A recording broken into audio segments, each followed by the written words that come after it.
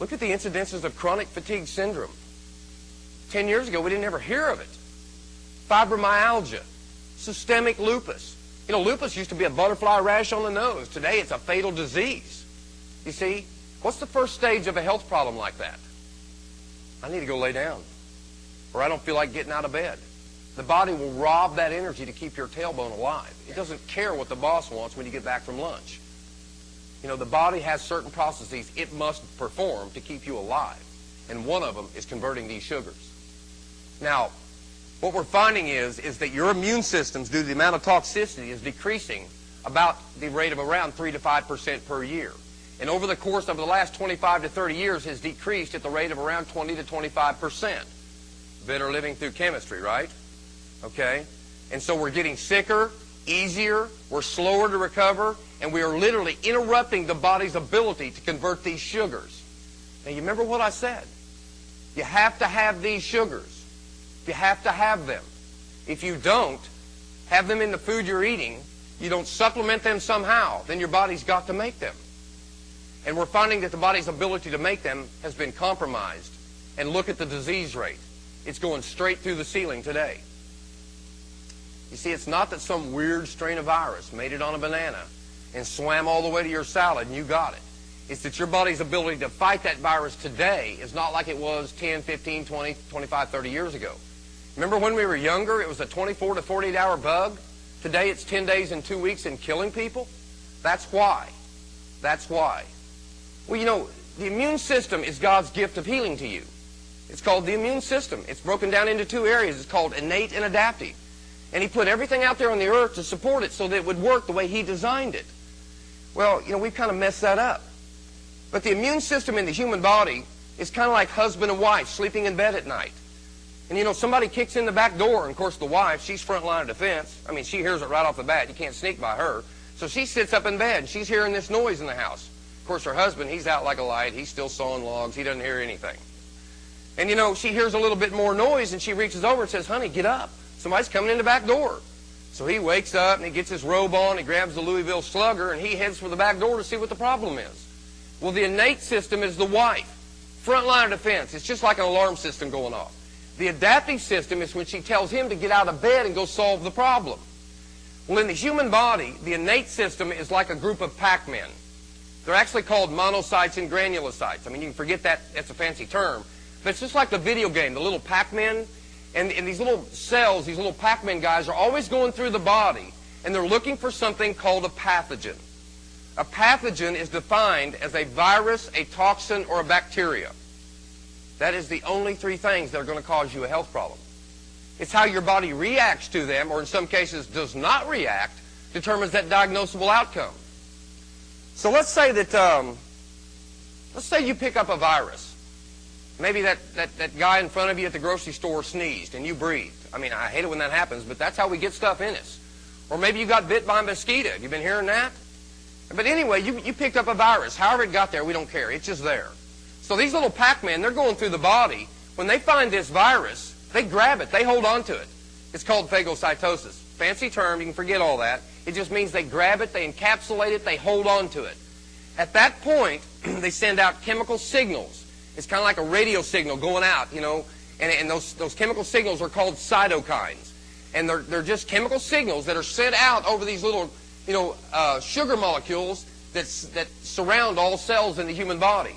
And those signals are sent back to the adaptive part of the immune system. It's kind of like dialing 911. And at that point, your body responds immediately by sending out what I call the investigators. It's kind of like the first squad car coming out to the house to see what the problem is. They're really called T cells. You don't have to worry about that. It's just, you know, they come in and they surround and they encapsulate it and they communicate over their little sugar molecules. You know, what did you find? Well, we found a virus. Well, what kind of virus is it? And they communicate, you know, they determine what it is, what they need to do about it, and then they send chemical signals back to the adaptive part of your immune system over these sugar molecules, and at that point your body begins to produce what is called antibodies. It kills that virus. I know we don't feel that happening, but I mean, that's going on all the time. I mean, your body's constantly fighting something. Well, let's just pretend here for a minute. Let's just pretend that all of these sugars are in your diet. and your body has been able to make this molecular chain properly, and let's just say that all those signals were sent and received, and they found the virus, and the signals got sent, and they came in, they identified it, and proper signals were sent, and the antibodies were produced, and now that virus is dead. Let's just assume that everything worked fine. And if you've missed everything so far, don't miss what I'm going to tell you right now, because this is the key to this technology. Once the body has successfully dealt with that virus or that bacteria or that toxin, there's another group of cells within the immune system that are called suppressor cells. And they do just that. They shut the system down again. It's kind of like, okay, Ed, you've done your job. Quit beating up on that guy. Come on, let's go. We'll go back and clean him up later. If the suppressor cells are unable to receive the message because one or even two of these sugars are missing on this molecular chain right here. Let me put this in other terms. H-E-L-P. What does that spell? Help. Pretty easy. That's made up of a long line, a short line, and a small curve. If you add the big curve to that, like a D is a long line, a big curve, letter A is two long lines and a short line, these four raw materials right up here make up 26 letters so that we can formulate words to create sentences so that you and I can communicate. Let's just remove one raw material from this equation. Let's just remove this long line right here.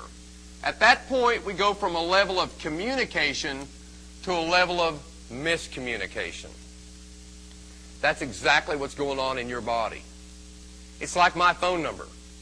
You know, if you don't dial all 10 digits of my phone number, it's not even going to ring. It's got to be exactly my phone number. If you're one number off, it's not the guy next door. It might be the wrong area code and be somebody in Iowa somewhere. It's got to be exactly my address, exactly my zip code, exactly my number to get a message to me at my house. So my point is this. If even one sugar is missing and your body either is unable to send a message correctly, or in fact the phone lines are down and they're unable to receive the message, and your body does not shut down the immune system properly, the suppressor cells don't pick up the message, and your body continually produces an antibody, if it begins to destroy something in your body, you have something called an autoimmune disease. And it really just depends on what it attacks as to what they call it. An example, you know, if it's attacking the fatty tissue that surrounds your nerves, known as the myelin sheath, and it begins to destroy that and affect your nerves, you've got multiple sclerosis. If it's affecting the connective tissue that holds your internal organs in place, you've got systemic lupus. If it's related to, you know, muscles in relation with a chemical imbalance, you've got fibromyalgia. If you picked up an intestinal virus when you were a child, it attacks the pancreas, and the body overreacts and actually destroys what they call the islets of Langerhans, which are your insulin-producing cells in your pancreas, then you're a juvenile onset, type 1 diabetic. Now see, that's overactive immune systems. It really just depends on what's going on as to what it's attacking and what they call it, but that's where your immune system has gone awry and is literally attacking something. What about the underactive immune systems? You know, she's trying to wake him up and he won't get out of bed, and that intruder gets on in and starts damaging something. Well, cancer is a prime example of that. You know, cancer is a degenerative, regenerative breakdown in the body. See, all cells die off. They become what's called necrosing cells. They die away, and new ones become born again. They take their place. Well, within the immune system, you have a group of what I call quality control guys. I've heard them called night watchmen. I mean, they never sleep. They're the big guns of your immune system. They're actually called macrophage. And their whole function is to go through the body and find these cells that are not regenerating properly, known as cancer cells. Well, first they have to recognize them. When they recognize them, they grab them, they hold on to them, they encapsulate them, they circle them. That's called phagocytosis again. Fancy term, it just means they cover them up, they encapsulate them, they hold on to them. At that point, they send out chemical signals over these sugary coats that surround their cells back to your adaptive part of your immune system, and at that point your body begins to produce what is called necrosing factor and interferon. It kills those bad cells. Does anybody feel that happening? You feel it not happening? See, you don't know. That's why cancers live 90% of its life when you find the lump. The tip has now come above the water, and you realize you got an iceberg on your hands, and you're over here